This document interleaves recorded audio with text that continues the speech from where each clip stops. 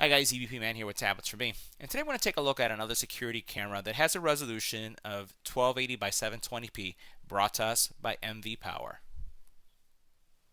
Now, taking a closer look at this camera, you'll see several scenarios here at the very top that really highlight the use of a security camera like this.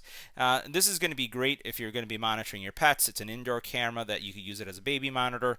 It does have a resolution of 720p Wi-Fi, and it also has the ability to work during the day and during the night, so it has night vision technology.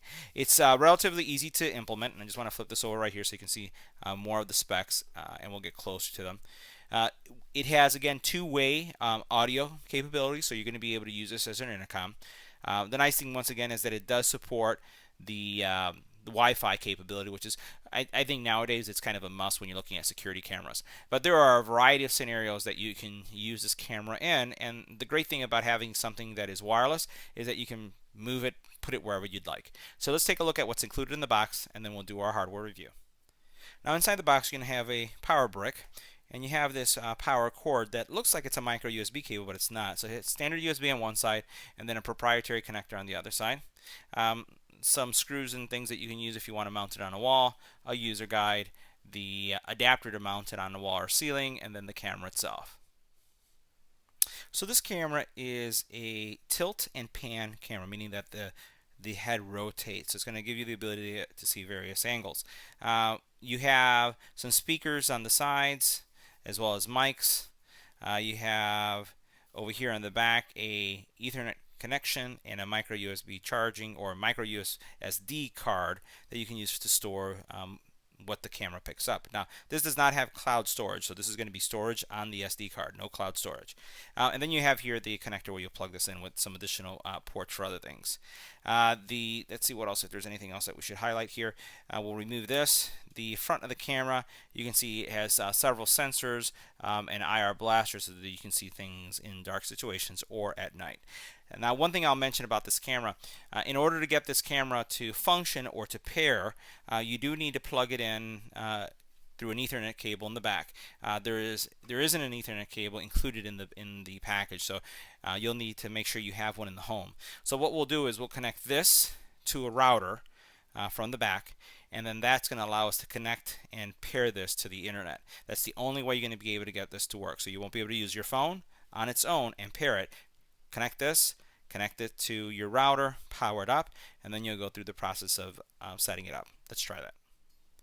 So I've connected a Ethernet cable from my router directly to the camera, and now the next step is to power it up. So I'm going to push this in, and what will happen is the camera is going to go into a startup sequence. So you're going to see it rotate. It'll probably start picking up information from my router as far as the IP and any information it needs to be able to connect. So we're going to let it go through its startup process and let it rotate and do its thing, and we'll see how it goes. So right now I can hear some of the audio cues starting to start up as it's rotating.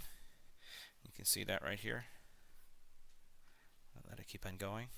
And then once it's gone through the setup process, we'll go ahead and continue with the review. So basically what you're going to do is going to go to either the Apple Marketplace or the Android Marketplace and look for this app called COT Pro. And once you do that, you'll install it, and then we'll go through the installation process. Now, once you've installed the app, the next step you're going to go through is just opening it up as I did. You have to register it for the very first time if you don't have an account, and then a device will show up as long as you're on the same network. So I'm going to choose this device.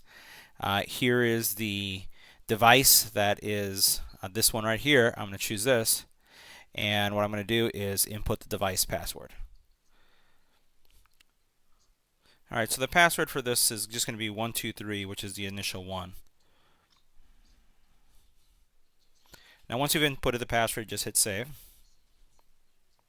and it's been added successfully. Alright, so just wanted to show you what the image quality is as compared to just shooting it from a standard camera.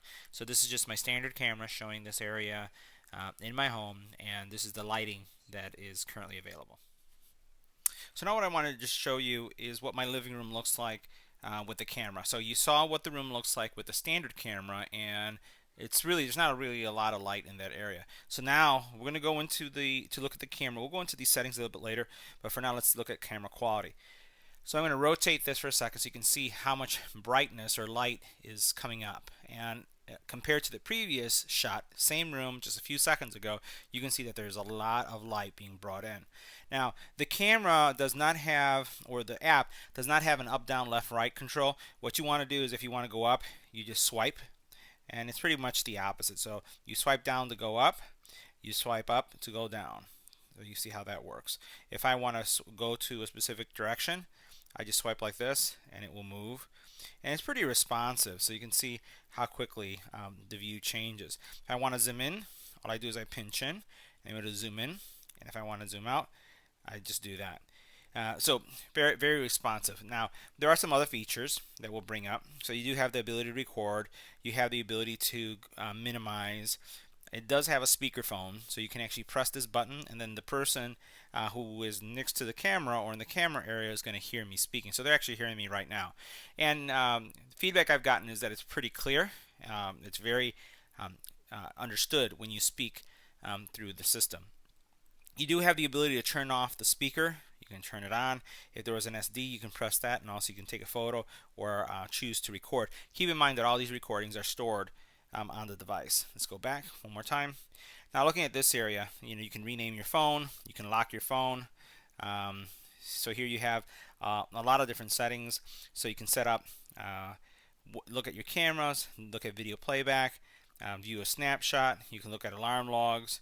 You can set, go into alarm menu as you see here, and then set what your alarm interval is. Let's swipe back. Go into settings. So we're going to do that. And as you go into settings, you can determine what your alarm tone is going to be and if it should automatically start. If you go into the settings here, which is another settings area, you'll be able to pick up the device info, the date and time, media settings, and we'll go into that. So you can reverse the image depending on how your camera is pointing, the video format, and the volume that you're going to be picking up. From a security settings perspective, you can look at passwords, things of that nature, change the password, which I would recommend you do. The original password is like 123. Alarm notification settings, the motion sensitivity and motion detection. It really doesn't have the ability to set zones, but what you can do is you can set up the entire camera area would be one giant zone, and you would basically sound an alarm and receive an alert. Get out of here.